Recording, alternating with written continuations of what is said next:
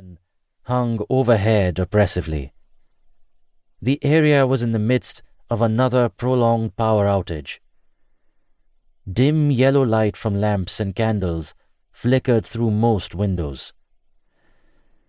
The few houses that had battery-operated emergency lamps or still had a charge in their inverter batteries enjoyed the luxury of a brighter white light.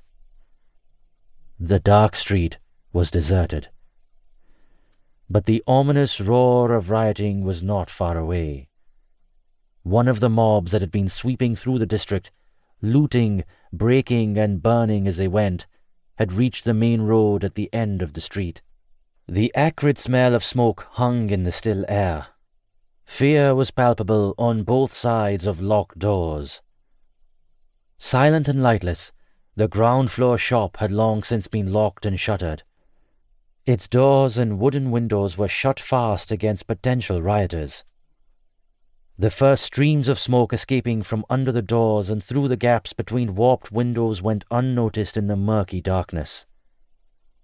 Had anyone been watching, the yellow light from the fire within might have been taken for lamplight. Only when the surging flames burst out through the windows did the neighborhood realize that something was amiss. But it was too late by then.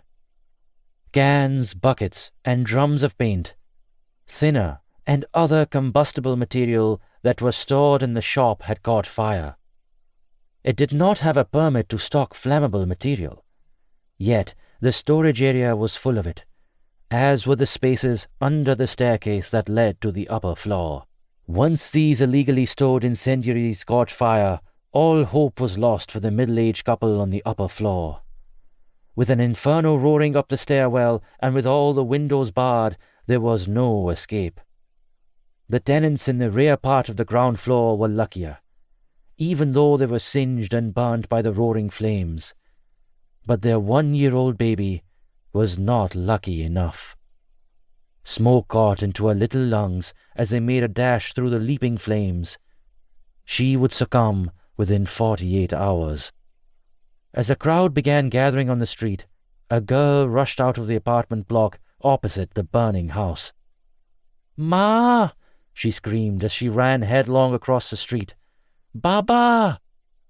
The roaring flames, fueled by the incendiaries, singed her hair and scalded her skin as she darted towards a blazing building. She rocked back and screamed again, her eyes wide and wild. "Ma! Baba!" A younger boy, her brother, stared horrified and mute as the girl made another attempt to approach the burning house. A neighbor threw his arms around her waist and held her back. "There's nothing you can do," he yelled in Bengali. "You'll only kill yourself." The girl's music teacher, who lived in the apartment block, emerged from it and hugged the girl, pulling her back across the street foot by foot. Her husband took charge of the boy, and they backed away from the flames. By then, a mob had entered the street. Seeing the rioters, the neighbors fled back to their houses. The music teacher and her husband hustled the newly orphaned girl and the boy and took them away to their flat. The flames took little time to reduce the old building to ashes as the rioters fled the scene and residents watched from afar. By the time the fire engines arrived, the destruction was complete. The 2 corpses they found in the charred remnants of the house were beyond recognition.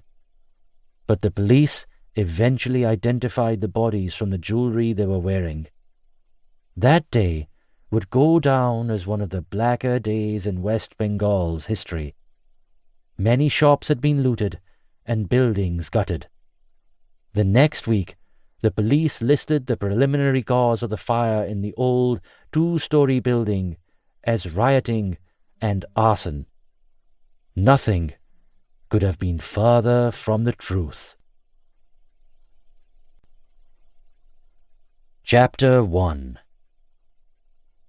Harith Athreya gazed in amusement at his friend across the table as they sat outdoors, sipping tea at the Naini retreat.